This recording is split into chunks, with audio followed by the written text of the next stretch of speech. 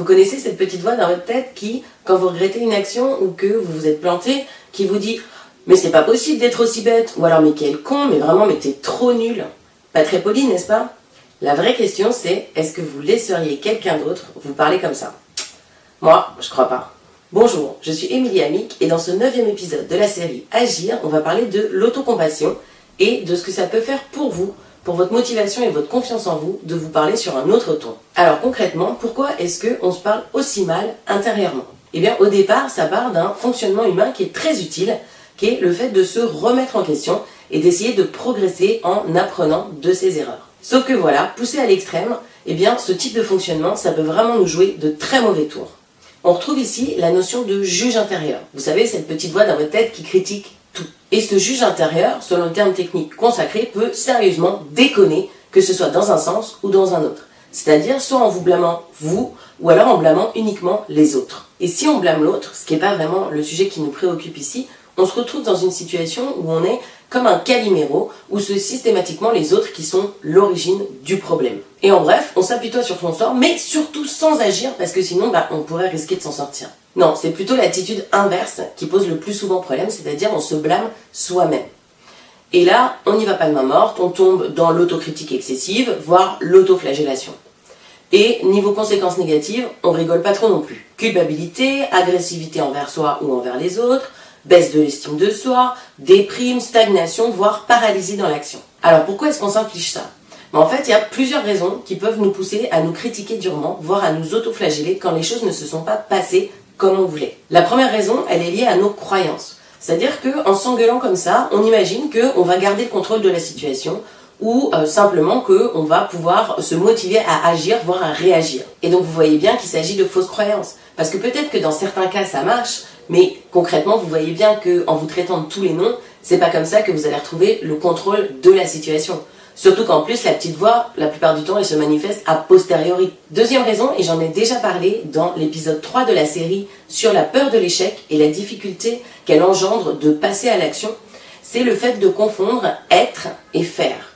C'est-à-dire de confondre notre identité et nos actions ou alors notre comportement. Comme on a tendance à se définir surtout par ce que l'on fait, et bien quand les choses se passent mal, on fait des liens de cause à effet complètement débiles, du type j'ai échoué parce que je suis nul. Évidemment, forcément, quelle autre explication possible? C'est forcément parce que vous êtes nul. Et enfin, la troisième raison possible, c'est parce que on a peur de trop s'écouter, on a peur d'être trop complaisant avec soi-même. Donc, qu'est-ce qu'on fait pour éviter de s'auto-apitoyer sur soi-même? Eh bien, on va complètement à l'opposé et on se tire dessus à boulet rouge parce que vraiment, on est trop con. Et c'est la petite voix qui le dit. Ok, maintenant qu'on sait les raisons pour lesquelles on s'auto-flagelle et on se critique durement, eh bien, concrètement, qu'est-ce qu'on fait pour que les choses s'améliorent? Eh bien, on se met à pratiquer l'autocompassion pour contrer notre tendance naturelle à nous autocritiquer. L'autocompassion, qu'est-ce que c'est? Eh bien, c'est le fait de s'appliquer à soi-même la compassion et l'indulgence dont on fait preuve à l'égard des autres et plus particulièrement à l'égard de nos proches, notre famille et nos amis. Vous êtes d'accord avec moi pour dire que si un de vos amis rencontre des difficultés ou se retrouve face à un échec, il y a quand même assez peu de chances que vous lui disiez qu'il est nul ou qu'il est vraiment trop con. Ben non, qu'est-ce que vous allez faire? Vous allez plutôt essayer de lui remonter le moral et de lui prodiguer des encouragements pour l'aider à se remettre en selle. Eh bien l'autocompassion, c'est de faire la même chose, mais vis-à-vis de soi-même. Et l'autocompassion, qu'est-ce que ça permet? Eh bien ça permet de sortir des jugements et des émotions négatives pour pouvoir reprendre la main sur la situation, pour en sortir ou pour rebondir. Comme toujours, pour changer une habitude ou un comportement, il y a toujours deux temps, un temps de réflexion et ensuite un temps d'action. Première chose à faire, c'est d'abord de repérer les moments où vous vous auto-flagellez. Pourquoi? Parce que ça nous vient tellement naturellement que la plupart du temps, ça arrive sans qu'on y prête vraiment attention. En deuxième, face à ces jugements que vous vous assénez, qui sont en général très subjectifs et pas du tout corrélés avec la réalité, eh bien essayez de trouver quel est le sentiment qui se trouve derrière et ce qui est important dans la situation et qui se trouve menacé.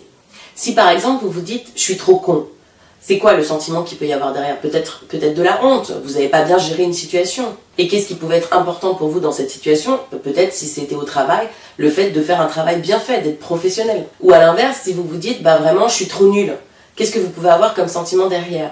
Ça peut être soit de la colère, de l'agacement, peut-être même de la culpabilité. Si jamais, je sais pas, vous étiez avec des amis et que vous avez mal réagi à quelque chose, peut-être que ce qui était important pour vous, c'était que vos amis sachent qu'ils peuvent compter sur vous.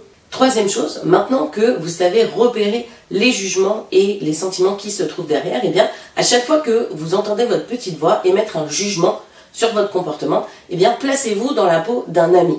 Et dans ces cas-là, essayez de vous tenir le discours que cette personne vous tiendrait si jamais vous lui demandiez conseil sur cette situation. C'est-à-dire, encouragez-vous et surtout reconnaissez les efforts que vous avez faits. Et enfin, quatrième chose, essayez de profiter de la dynamique des encouragements que vous venez de vous donner, de la motivation que vous avez récupérée pour essayer de sortir de la situation qui pose problème et donc d'agir. Et dans ces cas-là, essayez de déterminer quelle est la première petite action que vous pouvez faire et lancez-vous tout de suite.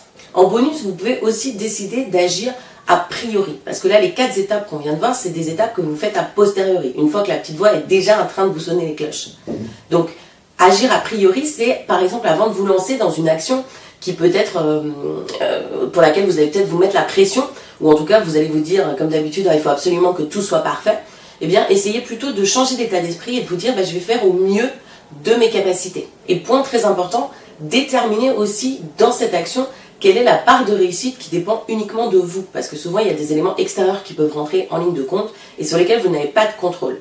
Donc, mettez-vous uniquement des objectifs sur ce qui est sous votre contrôle. Vous n'êtes pas responsable des facteurs extérieurs, mais uniquement de la façon dont vous y réagissez. Vous allez voir qu'en pratiquant l'autocompassion, vous allez avoir plus de facilité à rebondir et surtout vous allez vous sentir mieux face aux situations difficiles. Et surtout, au fur et à mesure que vous pratiquerez l'autocompassion, déjà, une première chose, ça fera des vacances à la petite voix qui critique tout dans votre tête. Et ensuite, vous vous rendrez compte que vous allez de mieux en mieux gérer les situations et ça va vous aider à mieux gérer votre stress et à garder votre estime de vous. Allez, c'est parti, encouragez-vous et parlez-vous gentiment, vous allez voir que ça va doper votre énergie pour agir. Et si vous ne savez pas encore clairement où vous voulez aller, vous pouvez télécharger la fiche outil Fixer ses objectifs pour vous aider via le lien qui se trouve en dessous de l'épisode. Si vous avez aimé cet épisode, n'hésitez pas à liker et à vous abonner à la chaîne en n'oubliant pas de cliquer sur la petite cloche pour être sûr d'être bien notifié des prochains épisodes. À vous de jouer!